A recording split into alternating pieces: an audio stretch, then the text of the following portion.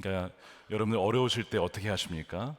어려울 때 반응이 바로 그 사람인데, 이 엘가나와 한나는 어려운 시기에 주님께 나아갔다는 점에서 참으로 신실한 가정이었습니다. 하나님께서 그녀를 기억하시고 잊지 않으시고 바로 자카르, 그래서 아들을 보내주시죠. 그 아들이 바로 사무엘이었습니다.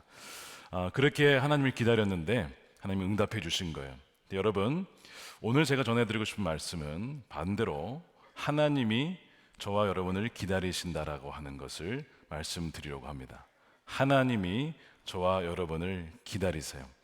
무엇을 기다리시는가? 두 가지를 기다리신다는 것을 오늘 본문을 통해서 보게 됩니다. 첫 번째, 하나님은 사무엘이 성장하기를, 하나님은 우리가 성장하기를 기다리십니다.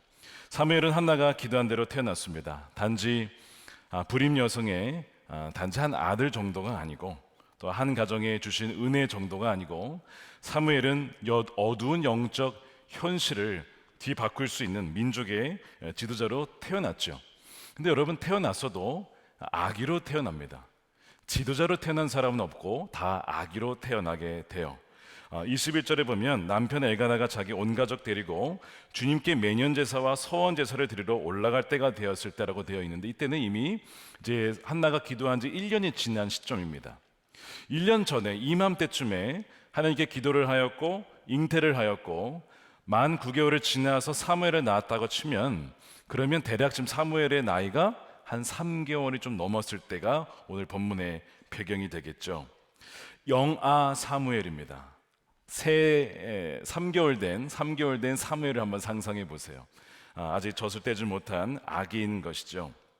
하나님이 아무리 사무엘을 쓰시려고 해도 아직 사무엘이 너무 어리기 때문에 쓰실 수가 없는 것이죠. 그래서 한나는 원래 남편을 따라 이제 서원을 드려주셨으니 서원제에 따라서 같이 올라가서 예배를 드려야 되는데, 남편을 따라가지 않고 이 아이가 젖을 뗄 때까지 양육하겠다라고 그렇게 말씀을 합니다. 그랬더니 남편도 그 한나의 의견을 존중하죠. 그것이 22절이에요. 오직 한나는 올라가지 아니하고 그의 남편 엘가나가 그에게 이르되 그대의 소견에 옳은 대로 하여 좋은 대로 하여 그를 젖대기까지 기다리라. 오직 여호와께서 그의 말씀대로 이루시기를 원하노라 하니라. 이에 그 여자가 그의 아들을 양육하며 젖대기까지 기다리다가, 한나는 사무엘이 젖을 먹고 자라기를 기다렸습니다. 그리고 하나님도 사무엘이 얼른 자라기를 뭐 하는 거예요? 기다리시는 겁니다. 하나님도 기다리시는 거예요. 왜냐하면 어린 사무엘을 아직 쓸 수가 없기 때문에. 그건 당연한 이야기죠. 성경은 여전히 이 사무엘이 어리다라고 하면서 3살이 되었어도 어리다 이렇게 표현을 합니다. 24절에 실로 여호와의 집에 나아갔는데 아이가 어떻다고요? 어리더라. 이 3살 남짓한 나중에 젖된 이후에 사무엘을 보면서 아직 어리다라고. 하나님도 사무엘을 빨리 쓰고 싶은데 어리기 때문에 쓰실 수가 없어서 기다리시는 겁니다. 하나님은 저와 여러분도 기다리십니다. 이 사무엘이 자라게 되면, 성장하게 되면, 우리가 이런 표현 쓰죠. 폭풍 성장한다. 폭풍 성장하게 되면 사무엘이 어떻게 되느냐? 오늘 이 프로모 영상에 보셨습니까? 그 언덕 위에서 제사 드리고 있고 군대가 쳐들어오는데 번개가 치잖아요. 그 제사 드리는 사람이 누구예요? 사무엘이죠. 사무엘이 말이 하나도 땅에다 떨어지지 않습니다. 놀라운 얘기예요. 그 말씀이 어디 나오느냐? 사무엘상 3장 19절입니다. 사무엘이 자라매 여호와께서 그와 함께 계셔서 그의 말이 하나도 땅에 떨어지지 않게 하시니. 놀라운 얘기입니다. 그가 기도하거나 선포하는 것마다 하나님의 마음과 뜻이 담겼기 때문에 그걸 그대로 전하였더니 그대로 이루어졌다는 것입니다. 사무엘이 그렇게 성장을 하게 되는 거예요. 많은 분들이 2024년 새해가 되어서 이렇게 고백을 하시는데요. 그래서 여호수아처럼 나도, 다니엘처럼 나도, 요셉처럼, 다윗처럼 쓰임받고 싶다. 그런데 왜 하나님이 쓰시지 못하는가? 오늘 말씀에서 하는 것이 무엇이냐면 바로 영적으로 아직 부족하고 어린 부분이 있기 때문에 그런 거예요. 내가 영적 아이인지 아닌지를 어떻게 알 수 있을까요? 아이의 특징은 무엇이냐면 분별력이 좀 떨어지고 그 다음에 쉽게 속는다는 데 있습니다. 영적 어린아이의 특징이에요. 에베소서 4장 14절을 보시면 우리는 이 이상 더 어린 나이에 있어서는 안 됩니다. 누군가는 계속 어린아이에 머물러 있다는 거예요. 피터팬 증후군처럼 몸은 컸는데 생각은 어린 것입니다. 어린아이에 머물러 있어서는 안 됩니다. 우리는 인간의 속임수와 강요한 술수에 빠져서 온갖 교훈의 풍조에 흔들리거나 이리저리 밀려다니지 말아야 합니다. 성경의 일관된 가르침은 주 안에서 정상적으로 신앙생활을 하는 사람들은 다 어떻게 한다고요? 자라게 되어 있어요. 영적인 죽음에서 탄생을 하게 되면 아기에서 어린이로, 어린이에서 청년으로, 청년에서 아비와 어미로, 더 나아가서 그리스도의 온전한 사람으로 자라게 되어 있습니다. 이게 정상적인 믿음 생활의 과정이에요. 그런데 어떤 이들은 영적인 어린아이에 계속 머물러 있어서 사람들에게 속는다는 것입니다. 이 얘기하면 저기에 속고 저 얘기하면 저기에 속고 하나님을 믿으면서도 이것저것을 의존하게 된다는 거예요. 온라인 서점에 제가 가봤더니 종교 분야의 1위가 뭘까 보니까 뭔지 아세요? 주역이었습니다. 주역가 아니고 주역.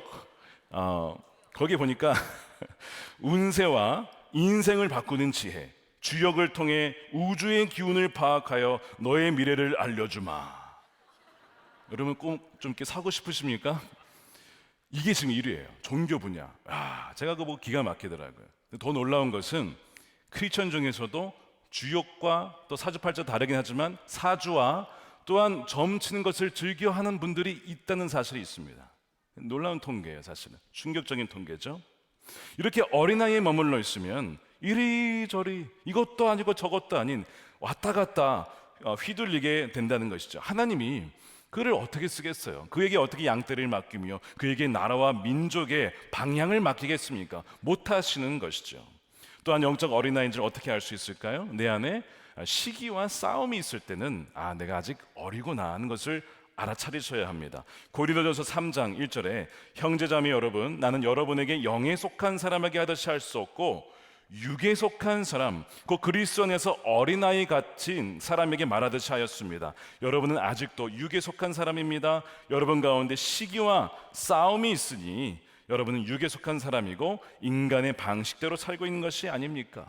성령이 임재하게 되면 우리 안에 옛 본성인 육신의 본성과 성령의 본성이 갈등을 일으키잖아요. 그러면 성령을 따라 살아가는 것이 이게 정상적인 그리스도인의 모습인데, 성령을 따라 살기보다는 육신에 따라서, 소욕에 따라서, 정욕에 따라서 살아가다 보니까 어떤 일이 발생하냐면 자꾸 싸우게 됩니다. 갈등을 하게 되고 시기하게 돼요. 이 동역자가 얼마나 귀한 동역자입니까? 우리 주위에 있는 분들이. 근데 이 시기심은 여러분 기억하시고 좁은 시야거든요. 시야가 좁아지는 거예요. 왜 좁아지냐면 좁아지니까 자꾸 너와 나만 보이니까 동역자를 보지 않고 적으로 봅니다. 아니에요. 넓게 보면 다 하늘나라의 동역자고 적은 우리의 마귀인데 시야가 좁아지니까 같이 하늘나라의 일꾼들과 치고받고 싸우는 것입니다. 사울이 다윗과 왜 싸웠습니까? 시야가 좁아진 거예요.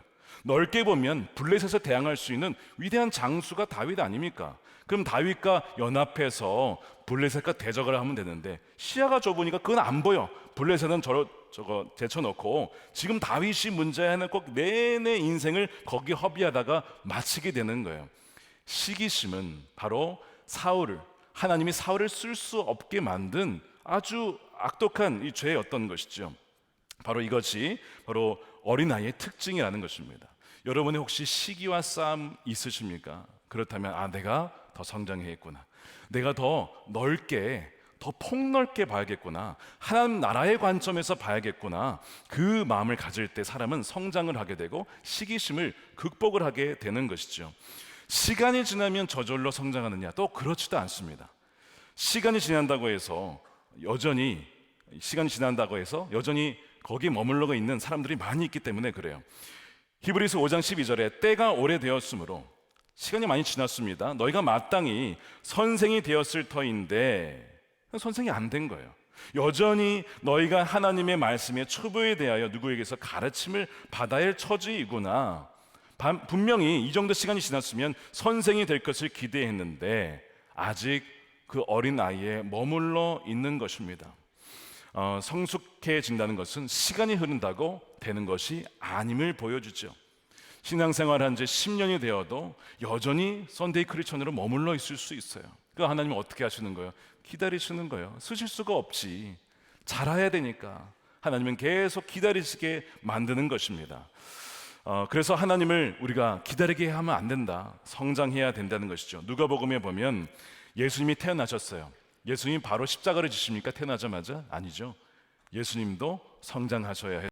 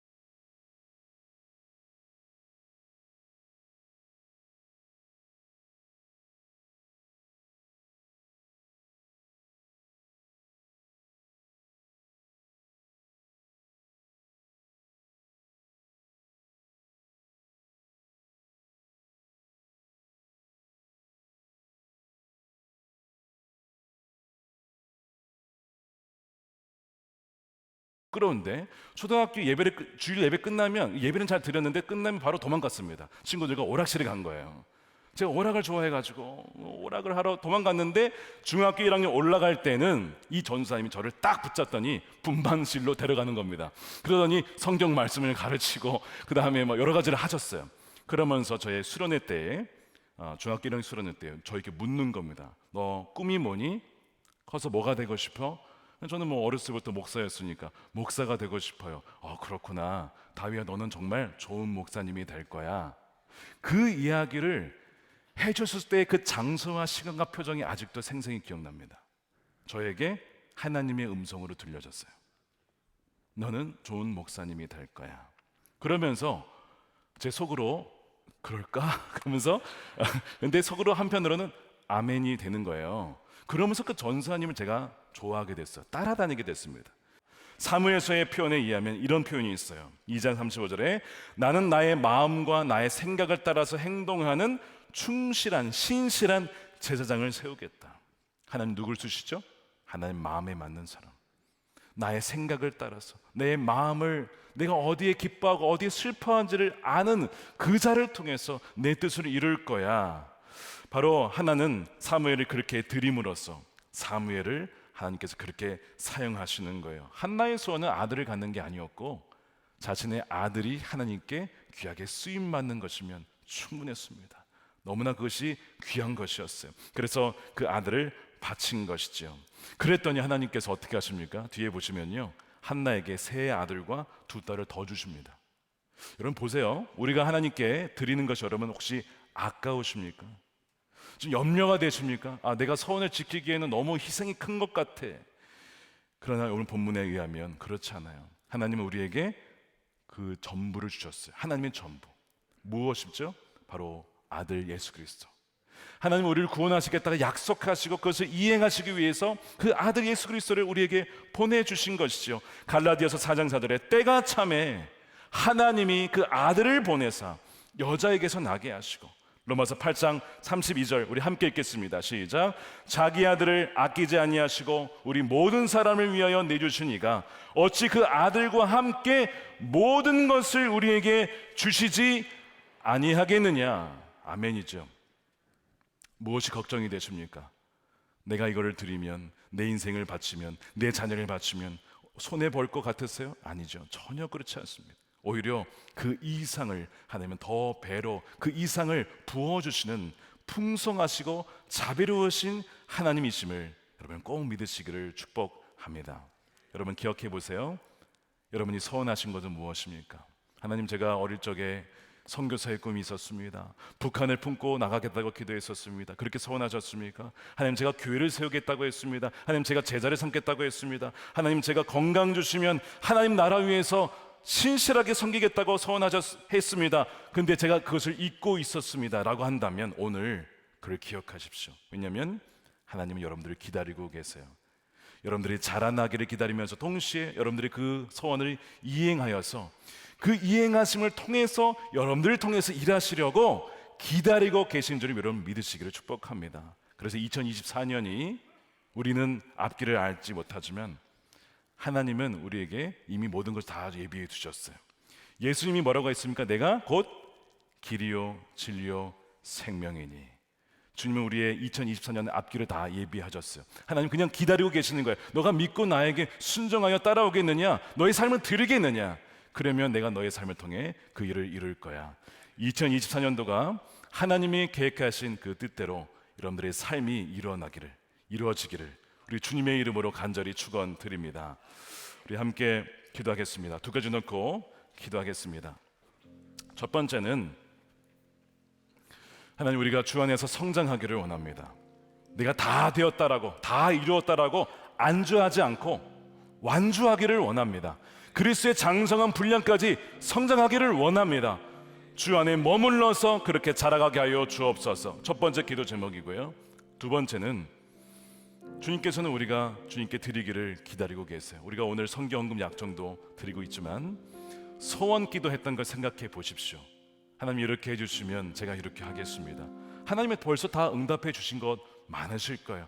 그런데 우리의 응답은 아직 없습니다. 하나님은 기다리고 계십니다. 주님, 우리가 이 소원을 이행하여서 사무엘의 새로운 역사가 펼쳐지게 하여 주시옵소서.